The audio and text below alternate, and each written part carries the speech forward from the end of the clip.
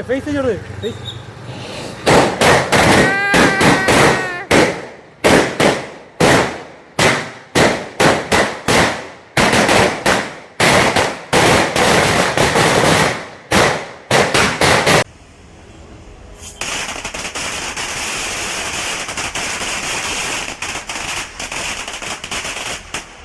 നമസ്കാരം. കേരളം ആര് ഭരിക്കണം എന്നുള്ളത് നിലവിൽ നമ്മളെല്ലാവരും അറിഞ്ഞു കഴിഞ്ഞു. മുൻകാലത്ത് പ്രതീക്ഷിച്ചതുപോലെ തന്നെ UDF ഭരണത്തിൽ വരികയാണ്.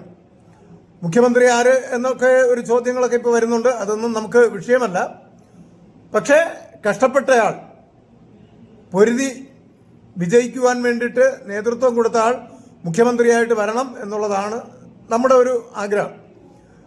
വ്യക്തിപരമായിട്ടൊന്നും അതിനോട് ഒരു യോജിപ്പും ഇവരോട് ആരോടും ഇല്ല എന്നുള്ളതാണ് സത്യം. പ്രത്യേകിച്ച് നമുക്ക് രാഷ്ട്രീയമില്ല. പക്ഷേ നമ്മൾ പടക്കം പൊട്ടിച്ച് ആഘോഷിക്കുന്നുണ്ട്. അതിൻ്റെ കാരണമെന്ന് പറഞ്ഞാൽ ഒരാൾ തോറ്റത് കൊണ്ട് മാത്രമാണ്.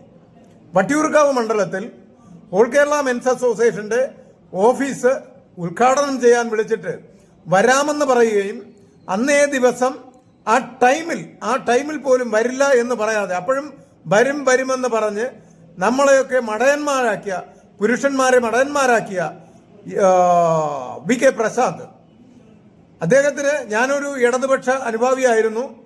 അപ്പോൾ അതിനു മുന്നേ ബൈ ഇലക്ഷനിൽ അദ്ദേഹം ഇവിടെ വരുമ്പോൾ മേയർ ബ്രോ എന്നറിയപ്പെട്ട അദ്ദേഹം വിജയിക്കുവാൻ വേണ്ടി ഒരുപാട് കഷ്ടപ്പെട്ട വ്യക്തികളിൽ ഒരാൾ ഞാനായിരുന്നു. കാരണം ഒരുപാട് ഞാൻ ആഗ്രഹിച്ചു VK പ്രശാന്ത് ഇവിടെ MLA ആയിട്ട് വരണം, വിജയിക്കണം എന്നുള്ളത്. തീർച്ചയായിട്ടും അത് നടക്കുകയും ചെയ്തു. പക്ഷേ പിന്നീട് 2021 മെൻസ് അസോസിയേഷന്റെ ഓഫീസ് ഉദ്ഘാടനത്തിന് വരാതിരിക്കുകയും അത് പറയാതിരിക്കുകയും അവസാന ഘട്ടം വരെ പറയാതിരിക്കുകയും ചെയ്ത ഒരു വ്യക്തി, ആ വ്യക്തി ഇവിടെ തോൽക്കണമെന്നുണ്ടായിരുന്നു. അദ്ദേഹം തോറ്റതിൽ വളരെയധികം സന്തോഷമുണ്ട്. ഇത് രാഷ്ട്രീയമല്ല, വ്യക്തിപരമായിട്ടുള്ള കാര്യങ്ങളാണ്. അപ്പോൾ അദ്ദേഹം തോറ്റത് കൊണ്ട് ഞങ്ങൾ മാലപ്പടക്കം പൊട്ടിച്ച് ഇന്ന് ആഘോഷിക്കുകയാണ്. അതുമാത്രമല്ല, മുൻപ് നമ്മുടെ സംഘടനയ്ക്ക് ഇട്ട് കുത്തിയിട്ടുള്ള എല്ലാ പേരും തോറ്റ ചരിത്രങ്ങൾ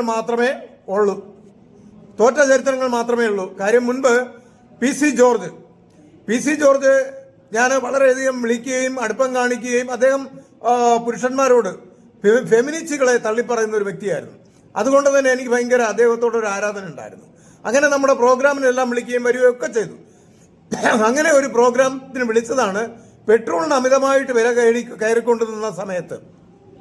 ഇദ്ദേഹം ഒന്ന് BJPയിലൊന്നും പോയിട്ടില്ല. അപ്പോൾ ഇദ്ദേഹത്തിനെയാണ് ഉദ്ഘാടനം ചെയ്യാൻ വിളിച്ചത്. അദ്ദേഹം ഉദ്ഘാടനം ചെയ്യാൻ വന്നു എങ്കിൽ പോലും ഇദ്ദേഹം കൺട്രോൾമെന്റ് AC വിളിച്ച് പറഞ്ഞു, ഈ നമ്മുടെ പ്രതിഷേധ റാലി അതൊരു കാളവണ്ടി സമരമാണ്, പെട്രോളിന് വില കയറ്റമായതുകൊണ്ട് വ്യത്യസ്തമായിട്ടുള്ള ഒരു സമരമാണ് നടത്തിയത്, കാളവണ്ടി സമരം. അപ്പോൾ അങ്ങനെ വണ്ടിയുണ്ട്, അങ്ങനെ അതായിരുന്നു നമ്മുടെ പ്രതിഷേധം. അപ്പോൾ അതിൽ കൺട്രോൾമെന്റിൽ ഇദ്ദേഹം വിളിച്ച് പറഞ്ഞതെന്ന് പറഞ്ഞാൽ ഈ റാലി പോകാൻ അനുവദിക്കരുത്. പാളയം രക്തസാക്ഷി മണ്ഡപത്തിൽ കാസർഗോഡ് നിന്ന് വരെ നമ്മുടെ ആൾക്കാരുണ്ടായിരുന്നു. അപ്പോൾ ഇത്രയും ദൂരെ നിന്ന് വന്ന ഇവരുടെ മുൻപിൽ PC ജോർജ് വന്നു, ഉദ്ഘാടനത്തിന് വന്നു.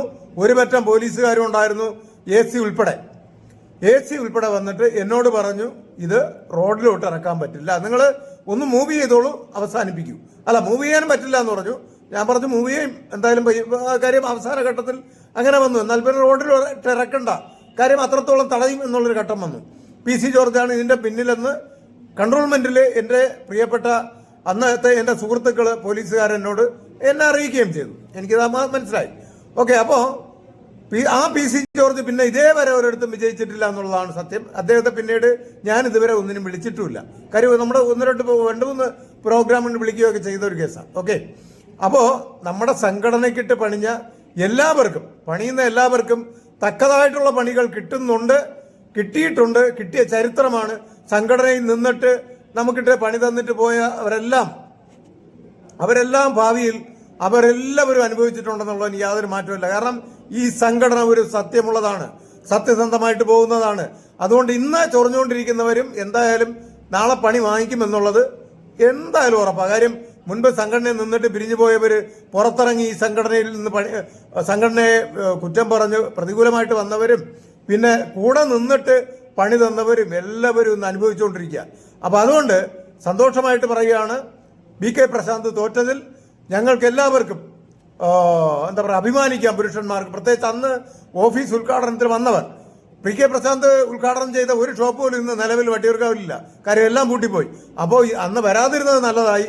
ഞാനാണ് ഉദ്ഘാടനം ചെയ്തത്. അതുകൊണ്ട് നമ്മുടെ സംഘടന ഇന്ന് ഒരുപാട് ഉയരങ്ങളിൽ എത്തുവാനും സാധിച്ചു. ഞങ്ങൾ പടക്കം പൊട്ടിച്ച് ആഘോഷിക്കുകയാണ്. നന്ദി, നമസ്കാരം.